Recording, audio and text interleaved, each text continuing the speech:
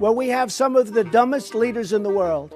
We have losers. We have losers. They're losers. They're just losers. We have very stupid people. We have stupid leadership. Donald Trump just became president of the United States again.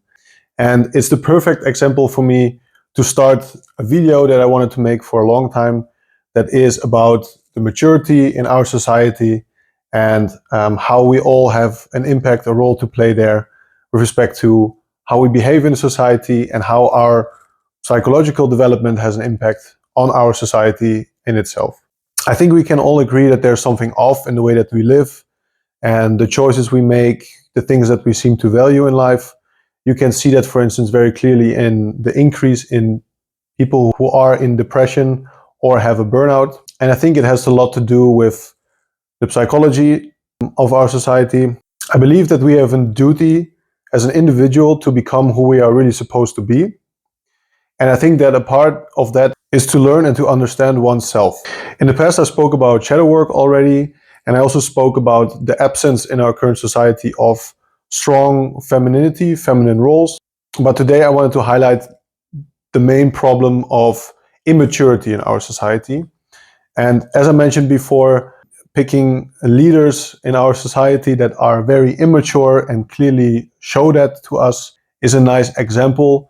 It's a symptom, but also the reason why we are in this situation. I will explain it later. I want to explain this by using a framework from the book King, Warrior, Magician, and Lover. I've used this book before in my videos to explain certain things about the shadow.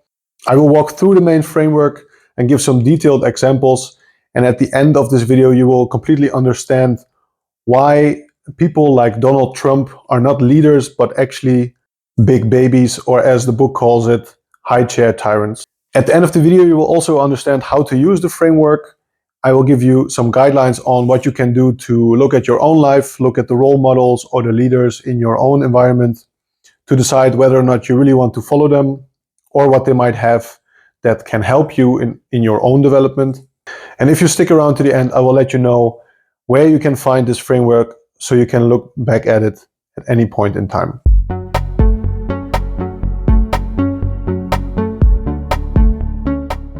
As I described before, I will use the framework from the book King, Warrior, Magician, and Lover.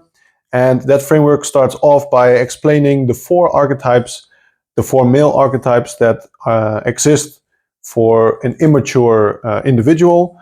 And that is the divine child, the hero, the precocious child, and the adult child. As we can see, and as will be explained in that book, those should naturally mature and develop themselves into the king, the warrior, the magician, and the lover. So there we already have a shift between the mature and the immature. So there's a kind of development there, which we will explain later. But the book also very quickly introduces the concept of shadow. And each of these 8 archetypes has 2 shadow aspects, usually where one of the 2 is an over-representation of the actual tendency of that archetype, and the other one is an under-representation of that tendency. So to give a very clear example, because this is quite vague, let's look into the warrior tree, where we have the immature archetype is the hero. The fullest expression of that is someone who is courageous and action-oriented. You can think of the hero in a lot of movies that fights the dragon, so goes out on an adventure to make a big change or to fight the evil king, to fight the dragon, etc. And if that individual matures properly, you usually also see that in these movies, that hero will become later a great warrior. What we have in as well the immature as in the mature case is that there are 2 shadow aspects. And for the hero, that would be the bully. The bully is someone who seeks to impress and is easily enraged, or the coward, someone who doesn't stand up for himself at all and allows abuse. So there you have this over and under representation of this tendency, which in that case is really someone who speaks up against unfairness, inequality in the environment, in the direct environment. A hero would do that exactly in a balanced way. So doing that for a purpose, whereas a bully would just fight and seek to disrupt for the sake of disrupting, rather than for a greater goal. And the coward, of course, is someone who, regardless, is too afraid to step up and make any change, and therefore stays in the background. So ideally, one would be exactly in the middle, which is what the fullest expression of the hero is. If that archetype then can fully mature, we would move into the warrior, where the fullest expression is someone who is loyal, disciplined, and protective. But still, again, in the mature archetype, one has two shadows. One is the sadist, the other is the masochist. So sadist is someone who fears femininity and enjoys destruction. So this is actually a kind of maturity of the bully as well. And on the flip side, the masochist, the same, someone who abuses self, someone before who was too afraid and too timid to step up for oneself or for one's own group. He is now mature to someone who actually abuses oneself and seeks external validation. So the key point here, now I said a lot of words, but how can we understand this, is that one will always have the shadow aspects of the archetype present, because the shadow is always something that is unknown to the consciousness. The moment that it becomes known, it steps out of the shadow, you will have an interaction with it, and it will be something conscious, which then takes a different role. You can engage with that, and it's no longer necessarily, strictly speaking, a shadow. The immature to the mature is really a developmental process where you can see that the difference between the hero and the warrior is overcoming the ego and the, let's say, amount to which one has mastered his own ego. So stepping back from going out and making big changes or fighting unfairness to realizing, okay, we got to this point now, and what do we do now? How do we maintain the new peace or the new equilibrium that we have created, that we fought for? How can we keep that in its place in a balanced way? So that requires stepping back from one's ego, looking more into the broader spectrum of the world, letting other people step up and fulfill their roles, and not necessarily needing to prove oneself and step into the spotlight.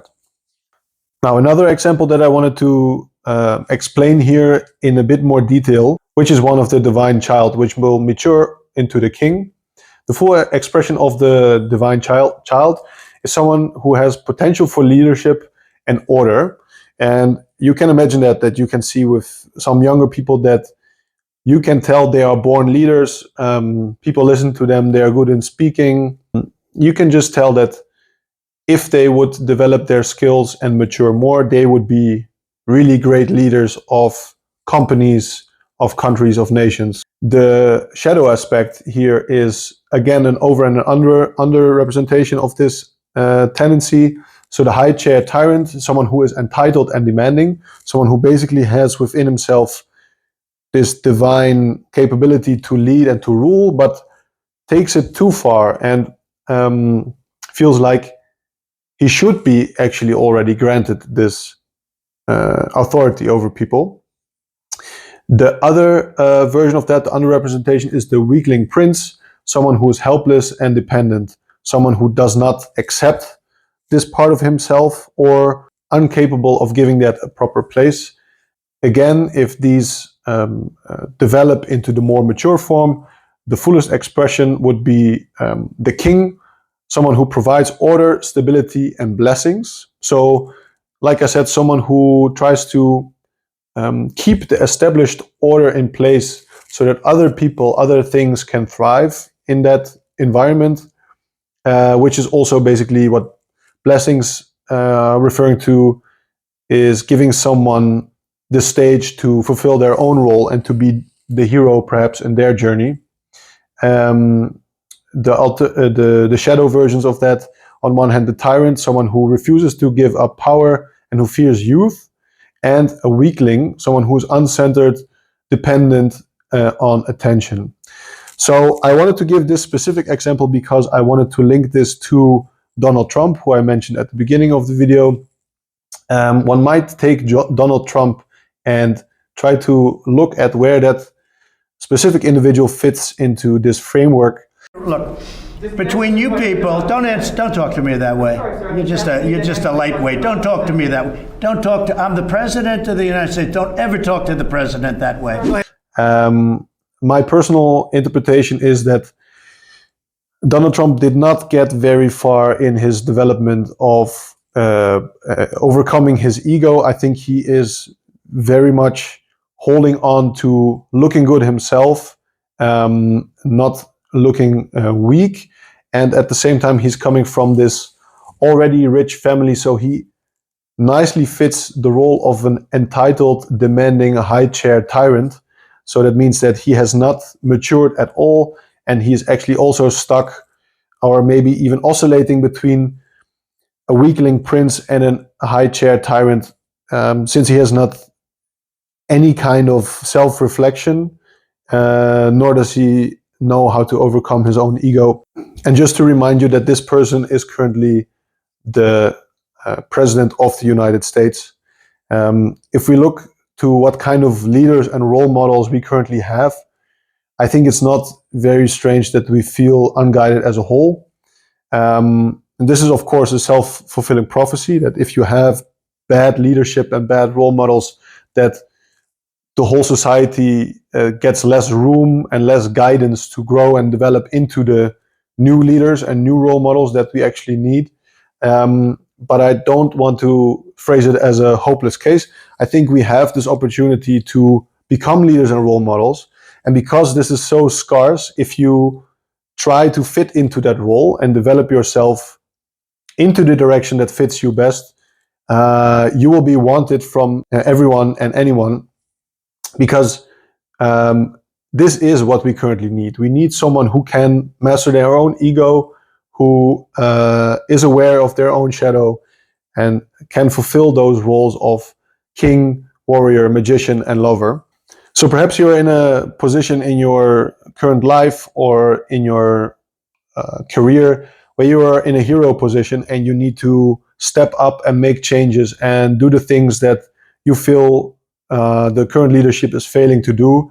And there is, of course, a place for that. I'm not saying we shouldn't do that, but I think what we should realize is that at that point, or more or less, there is a continuous development towards also maintaining and stabilizing the new situation or the situation that is already at hand. We cannot just run around and keep breaking things for the sake of showing, virtue signaling how good we are and how much good intentions we have.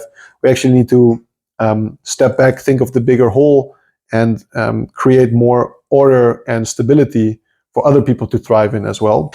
Well, these are just my 2 cents on the topic. I hope you learned something and it was entertaining. I will make sure that I will drop the entire framework with the other 2 examples as well on my Instagram channel. So if you want and look back at that later, you can always use that to have a look at your own environment, specific cases, or other role models and leaders you have around you. Then please come to my Instagram channel. I am also dropping a lot more interesting stuff there, so it will be worth it. So don't forget to have a look over there, and don't forget to have a nice day.